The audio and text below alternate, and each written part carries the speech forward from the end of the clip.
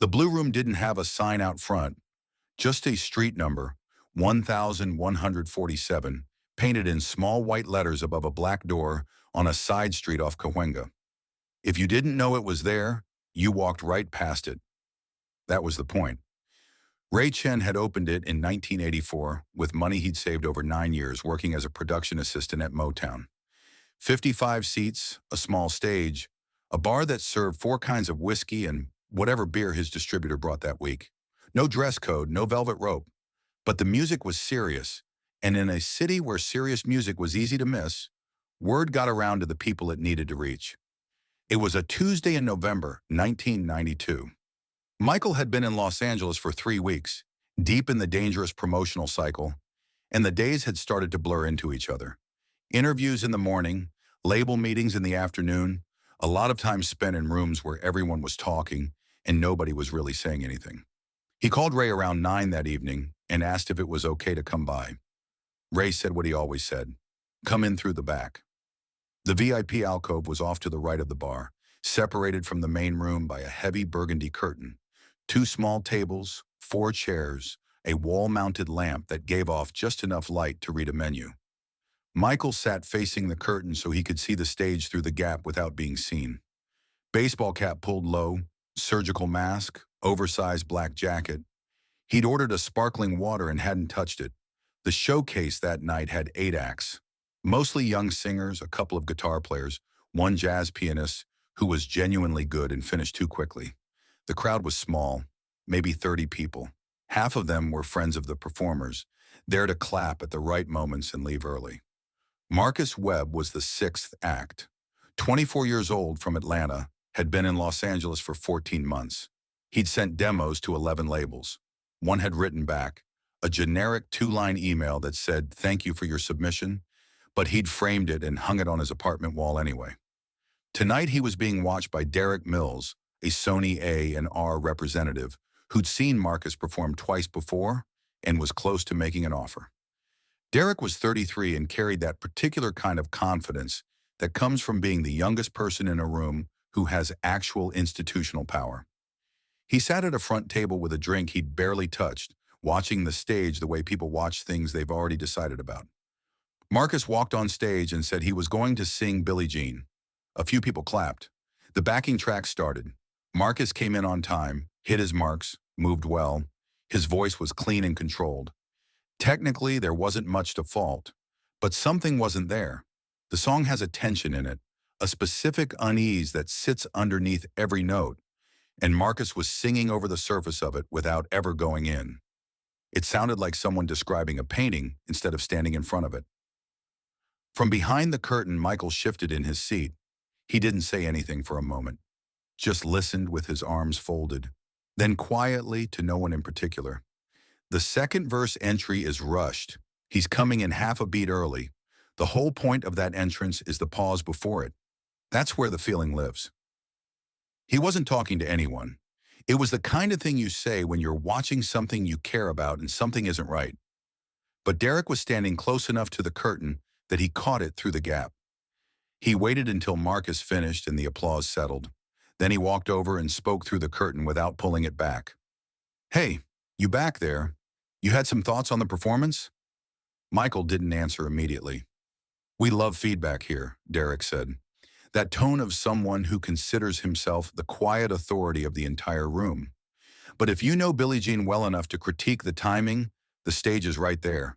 Marcus can give you the track." Michael said, "I'm fine back here, thank you." "No pressure," Derek said. He let a small smile happen. "Just saying, it's easy to hear what's wrong from the back of the room."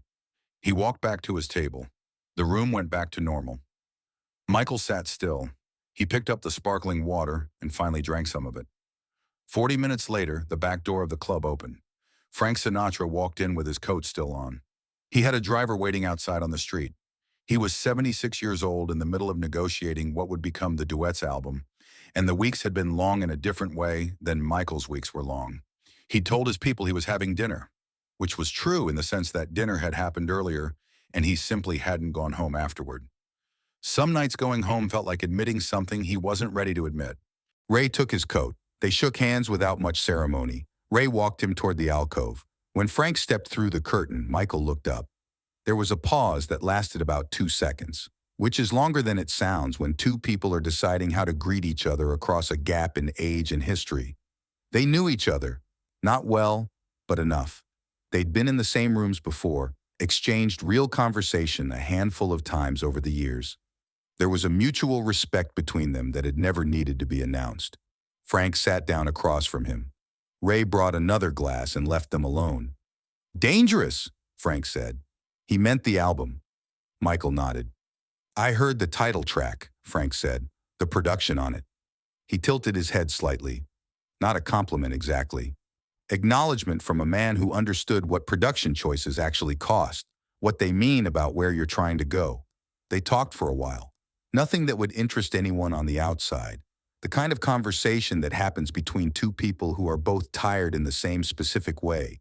The exhaustion that comes from spending most of your life performing a version of yourself for other people and not always remembering which version is the real one. Then Derek came back to the curtain. "I want to apologize," he said through the gap. "That comment earlier was dismissive." Michael said, "It's fine." "What was the actual issue?" Derek said. "The thing about the timing." Michael was quiet for a moment. "The song is built on space. The verses work because of what's not there. When you rush the entrances, you fill in the space and the whole thing loses its weight. It's not a technical problem. It's a listening problem. He's listening to himself instead of listening to the song." Derek stood at the curtain. Then, "Can I ask who you are?" Michael said, "Just someone who knows the song." Derek went back to his table. Frank watched him go. Then he turned back to Michael. "You should go out there."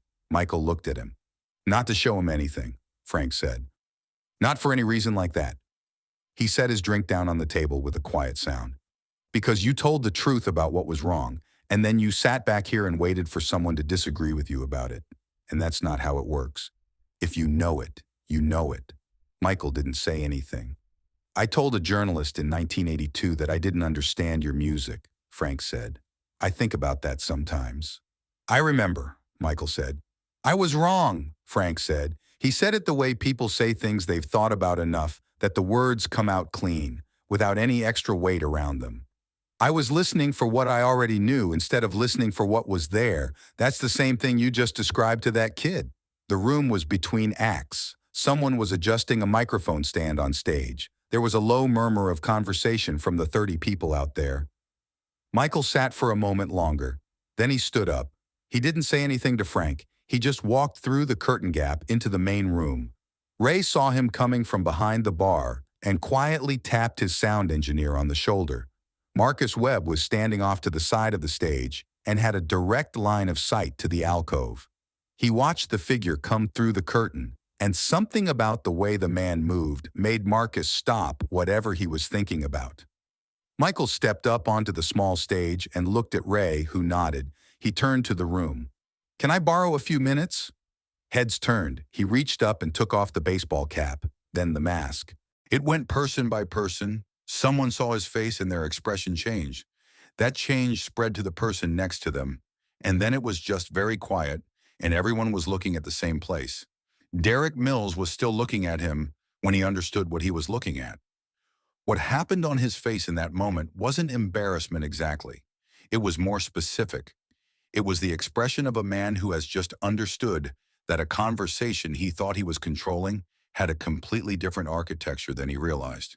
The backing track for Billie Jean started.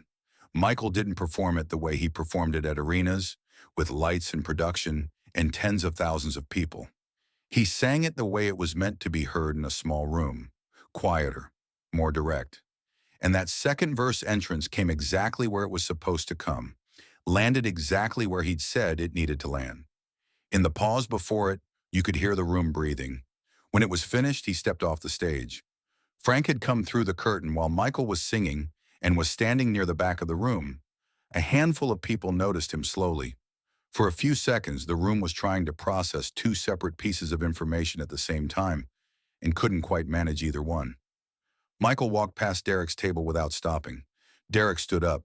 "I didn't know." Michael looked at him. "You gave Marcus good notes tonight. Keep doing that." He paused. The part about the timing wasn't just for him. He didn't say it like a lesson. He said it like a fact. Ray brought Frank his coat.